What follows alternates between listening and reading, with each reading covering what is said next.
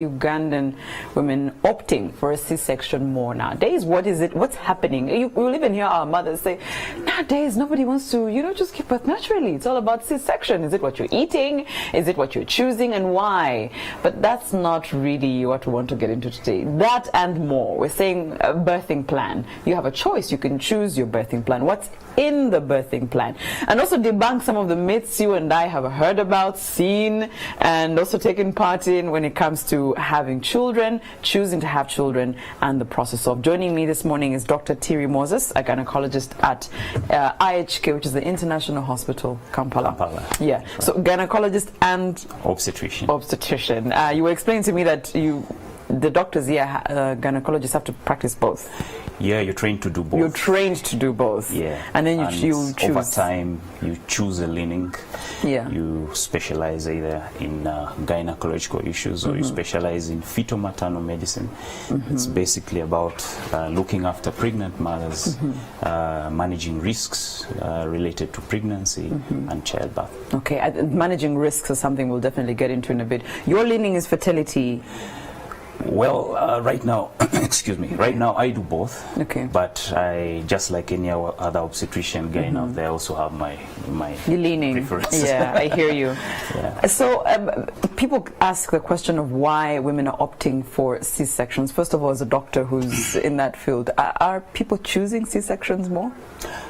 Well, it's an undeniable fact that we've internationally and locally seen quite drastic rise in the cesarean section rates over time. Is it the easier way out? Well, because someone says, I'm choosing it because it's easier. It comes at a cost. Well, it may seem easier. A lot of people out there look at it as an easier option. Both patients, practitioners, the doctors, and even the facilities may look at it as an easier option because you come in, it's done, and out you go. But it comes at a cost and risks.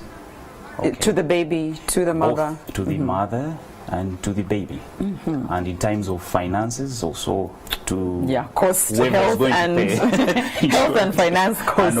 I hear you. So you were just explaining to me that a birthing plan or a birth plan doesn't start when you are literally going into the hospital, your water broke, you're going to have a baby. It starts from even before you're pregnant. It's influenced by a lot of factors that may happen before you get pregnant. Okay. Issues of finances start much earlier. Yes. Yeah, the birth plan is basically an outline of what your preferences are around the time of birth. Okay. It may include the person you want to be with, whom do you want to deliver you. Do you want to... We're encouraging women to deliver in hospitals, so I want to talk about home delivery. Our home deliveries, yes. Do you want painkillers at birth? You have to choose that? Everyone needs painkillers. You choose that as well? Yeah, you can choose that. Okay. You can choose that. We can offer you very good painkilling to enjoy the experience of a normal birth in WhatsApp, and you're giving it. So, okay, yeah, doctor. We can make it and while you're tweeting. Yeah, we can make it that. Really? Yeah. Do you want the presence of your husband there? Okay. We encourage that, and I would encourage every husband to take part in that process, whether it's a cesarean section or a normal birth. If it's possible, please be there with your wife and enjoy that experience. So before you get pregnant, you've said finance is very important. You said save money. Save money. I'm saving money for what? The hospital? For the baby's care?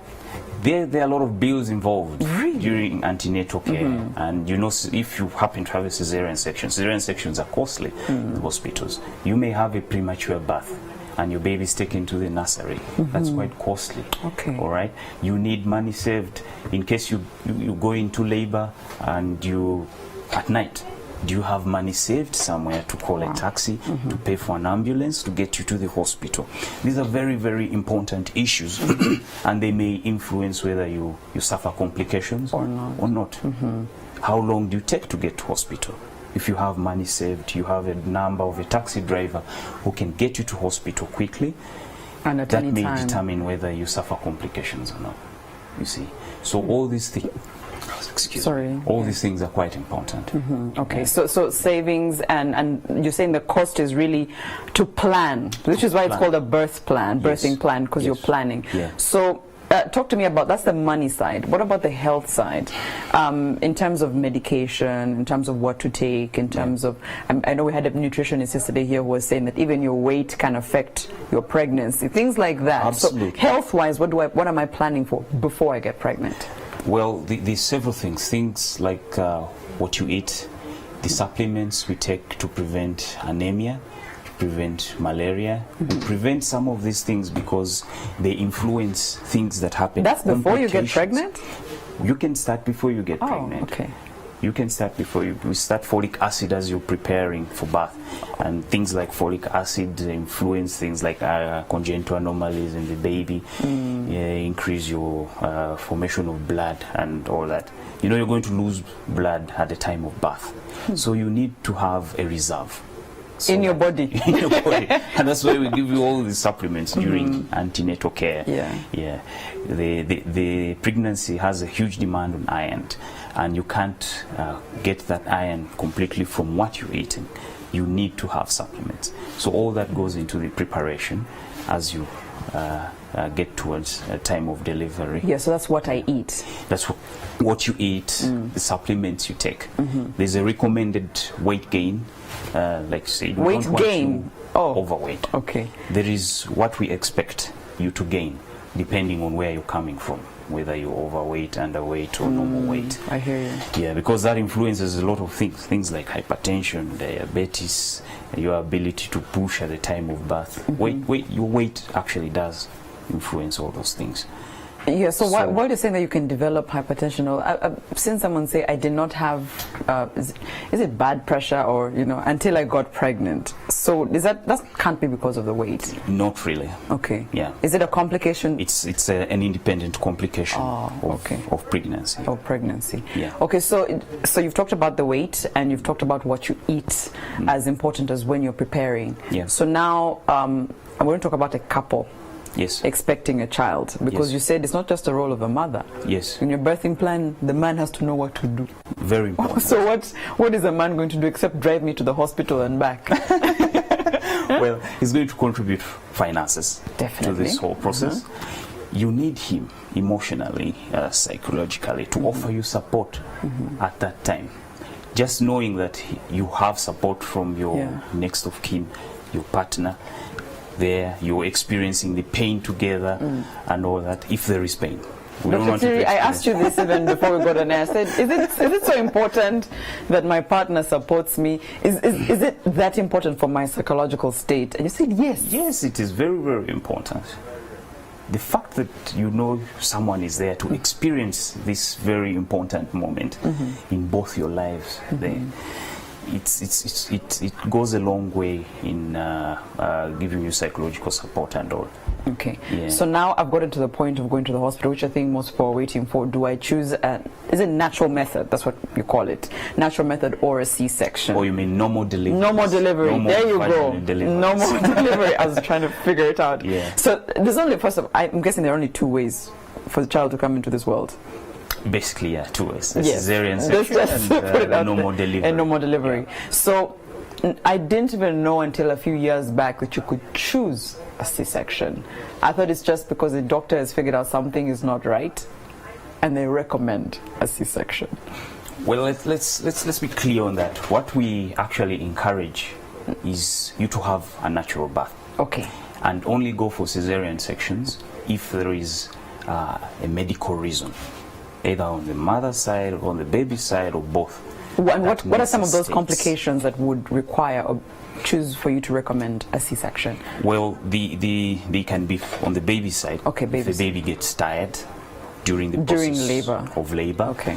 There are conditions like when the baby is coming with the bum first, not the head. Okay. Head first. Okay. The other conditions on the mother side, if labor is very prolonged, if you get obstructed, things like that. Okay. Sometimes when the placenta is in the way, if you have multiple scars on your uterus, either from previous cesarean sections or from fibroids that have been removed from your uterus.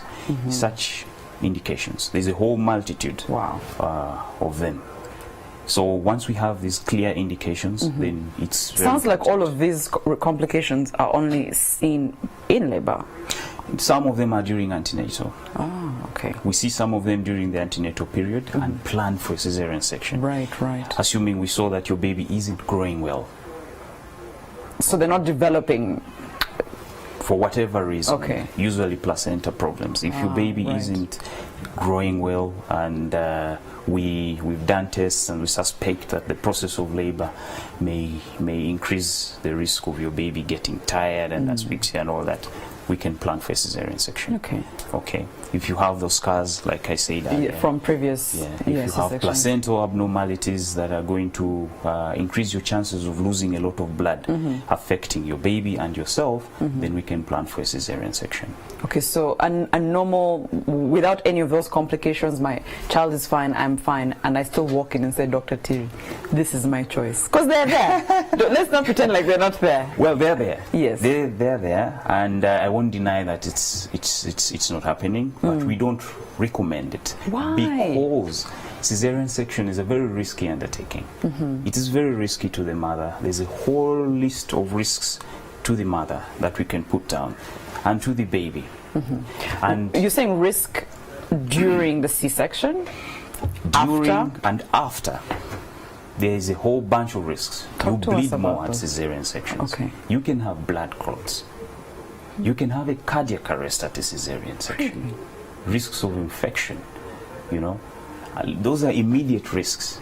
Really? Then there are all these long-term risks. I mean, the that cardiac follow. arrest I would not have plagued it to be a side effect. Risks of anesthesia, because we have to put you Under, anesthesia to prevent pain. Then leave alone the long-term risks that are going to follow. Because once we do That's a cesarean after. section, we increase your chances of having another cesarean section. You can What does- try labor after one cesarean right, section. right. Okay, we do actually encourage you to try labor. If So you for meet- baby number one was a C-section. yes, It's possible for the woman to have. if you meet the criteria, basing on why Okay. there's a whole list of criteria. Yeah. And if we select, I'm women assuming the well- first criteria is that you've had your babies years apart Oh, right. Yeah, it's a recommended time that we give you between the C-section and the next. Yeah, Okay. so that the sky is not fragile and all that kind of thing. There's a right, whole right. list of things. So what would be the ideal healing time? Years and years. What we usually recommend is like 2 years or Okay. 18 months. That is. So what that's when research it would has be shown. one of the criteria would be okay for her. So you were saying that. Between one pregnancy, the end of one, and the beginning of the other. Yeah. Okay. Yeah. All right. So apparently, when you go to Dr. Thierry, he would advise you to not to go for it if you're healthy and the baby is healthy. That's right. It would not be one of the plans they would advise you to I would take. advise you to enjoy the experience of labor. Give you painkillers. Of course, a man would say enjoy it With painkillers. with painkillers. Yeah. But I've also had, and we did say that in the beginning, we'll be debunking some of the myths that we've had. And medicine is one of those. And some people say they opt for not having a lot of medication around that time because of the effects it can have on you. Yes, as part of your birth plan, you can decide for that. You can decide whether or not you want painkillers at the time of birth. There are some medicines that can affect baby at the time of birth, so you opt out for those ones. I thought painkillers is the same way I get a headache and take a Panadol. Like, I didn't think it... Is it more complicated painkillers? It's not the usual It can painkillers. be complicated. Yeah, because, doctor, I'm It trying to can be understand how complicated. that would affect a mother or a baby. There are various types of painkillers that we can give you at the time of birth. Some of them necessitate giving an antidote to the baby because they can cross to the baby and affect baby's breathing. Wow. So, and that's the reason why a lot of times they're not given. But in most of the hospitals now, we have epidural anesthesia. I'm sure you've heard of epidural. I've heard of it. I'm not quite sure I understand it. Well, we give you a slight prick on the back. Oh, yes, yes, inject yes, you, yes. and take away all the pain. That's for C-section. No, for normal delivery. See, again, guys, But- if you don't have the information like me, I guess. The problem is accessibility and cost. It's a little costly, not affordable for most of our Oh, mothers. okay. So what the Kardashians use, an epidural, they still give birth naturally or normally, but numbed. You're numbed and you're on WhatsApp and enjoy the whole experience. Dr. T, so the doctor is saying that you can be numbed and there's even music playing and you're on WhatsApp while you're giving birth. Yeah, but so you're saying that has complications. Yeah, it's mainly cost. Oh, it's okay. So the implication is on money, finances. Mainly cost, and it's an intervention. You know, there has to be an extra doctor and anesthesiologist there to give it to you and monitor your pressure, because it can drop your pressure down. It may prolong the process of labor a little bit. But if that's what it takes for you to have a normal delivery, so your biggest concern with that, or takeout you'd want our viewer to take, is the cost. The cost implication is their biggest concern, and a few complications. That's it. But if you can afford it, then I would encourage you to have it. I'll give you the information that's available. I'll get you in touch with an anesthesiologist and. Is that part of the birthing plan? Yes, you give them that information. That's right. All right. So, no, listen, Dr. Terry has killed me with the WhatsApp, that you can be on WhatsApp while you're giving birth. So, someone said that you need to monitor your body before you have a baby, because there's some complications that maybe you've had medical conditions, for example, doctor, before you get pregnant, and you might want to either tell your doctor if you've changed doctors or all that. Is it key for you to monitor certain health conditions? That's right. Yeah. It's very key to monitor conditions like hypertension, diabetes. Some of these influence whether or not you're actually going to have a normal baby. If you have uncontrolled diabetes before you get pregnant, you may have a baby with congenital anomalies. Really? Yeah, so those are just a few thyroid abnormalities, and you can mention a whole bunch of them. So it's very important that you know your health status before you get pregnant. Some of them will actually affect whether or not you get pregnant. And your weight, like an example is your weight. If you're overweight, maybe the only reason you're not actually getting pregnant is because you're overweight? Yeah, and when you lose weight, things happen. That can be really a reason? That's a reason, and it's a common reason. So you were telling me that this whole myth about us Africans thinking men don't have complicated, men are okay, they have no fertility issues, and yet there's a big discussion around men and fertility. So I know that they're always preaching about women. I think we even had a doctor here some months back telling women to go and get tested, know your fertility levels, and make sure you take the right food and the right supplements. And where are the men in all of this? Yeah, that's a problem. You know, we have a lot of challenges. Our society looks at fertility in men as a taboo. So when you talk about a man who is infertile, it's kind of cringe. But the truth is, the men actually contribute to infertility issues the same as women. It's about 30%. Okay. So it's basically the same. So if there's an issue of getting pregnant in a couple, both of them have to go for checkups. It's not the woman alone. You know? Yeah. And with changing times, we are seing a lot of men. I was about to ask you, are you seeing more men walking sperm counts and all that kind of thing? So, yeah. So are you seeing the men walk in and actually say, draw my blood, let's figure out if everything is okay? With information, actually, it is increasing, and we do expect it to go higher, to go up, the number of men actually going. So it's about passing information that this is a situation that's not only affects the ladies, but also the men. Yes. And it takes two people to make a baby. You need good sperm, good eggs. So you might as well both be involved in the entire birthing plan. Talk to us about the support system in the birthing plan. Who will I need? Who will be necessary? And at what points until the baby comes? Until the baby comes. Yeah. All right. In the beginning, as to support you during the antenatal process, you need your next of kin. Most times your next of kin is your husband. Could be your mother. Could be, and so on. A sibling. Yeah. You need the midwife. The midwives are very, very key in all this. Is the midwife at the point of antenatal? Yes. Okay. Yes. Most antenatal units in this country are actually midwife led. So and we do encourage that. So they manage most of the uncomplicated pregnancies. So it's important you build a relationship with your midwife. And if it's a complicated pregnancy or you're going to have a complicated birth, then your obstetrician of your choice. Okay. These are very key support. Yeah, please explain that. I was trying to ask him before the break. I said, so there's an obstetrician, there's a midwife, there's a gynecologist. And I was under the impression they can be, or apart from midwifery, there can be one, an obstetrician and a gynecologist. Most, or if not all, gynecologists are obstetricians. So what would be the key role of an obstetrician, so that we can maybe differentiate if I hear of an obstetrician? The key role is basically to look after the mother when she's pregnant, and to look after her when she's giving birth, and after that. So when you say you're going for a checkup, yes, at antenatal the checkup is with a midwife. It could be with a midwife or obstetrician. You have a choice. Okay. Yeah, that comes with a cost.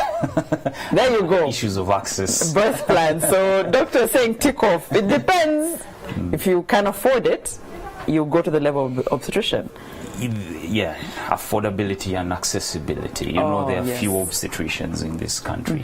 Yeah, it may be easier to actually see the midwife if you have they're more accessible. An uncomplicated pregnancy. There may be no need for you to go to and see an obstetrician. Midwife can take care of most of your issues and advise you on your nutrition, on medications, what to avoid, danger signs to look out for during the process. Okay, so I'm guessing the way for you to know if it's a complicated pregnancy, the midwife. Usually, after that, she would refer you to. She would then, exactly. So I guess in your birthing plan, just make sure you have a midwife, because then she would be able to tell you if there is a complication and then take you on. So that's at the point of antenatal. You said antenatal. Yeah. The next process is obviously have a midwife through it all. Your partner is obviously going for this, or is it anyone in the support system? Anyone, but we encourage your partner. And in Uganda here, that's your husband. We encourage your husband to be there during the process of antenatal care and at the time of birth and after. Okay. So the support system at the point of labor and after. Talk to us about that part also. Well, we encourage every woman in this country to deliver within a health facility. Hospital, yes. And supported by a skilled health worker, because we know that goes a long way in the reduction of complications and, or deaths and deaths. Yeah, so that's one of the things. Hospital, yes, good labor ward with skilled attendants. Okay, so that's at the time of birth. Yes. Yeah. All right. So then after that, obviously, the support system then stays to take care of you. It shifts, but we do follow you up. We have times at which we want you to come back to the hospital for postnatal care.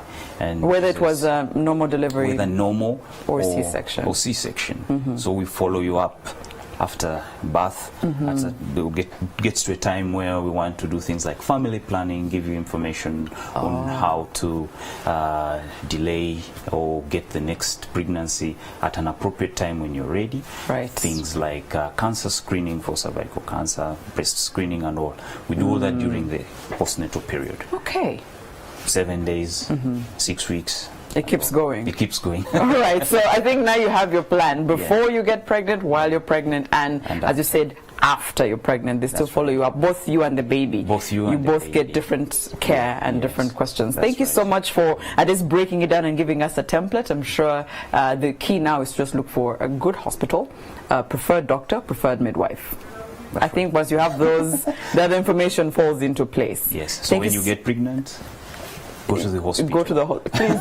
That's key. I'm sure even if you ask anyone in the hospital, they'll give you the right direction. Thank you so much, Dr. Thierry Moses from IHK, which is the International Hospital of Kampala. That's it for Morning at NTV. Have a good day. Yeah, thank you.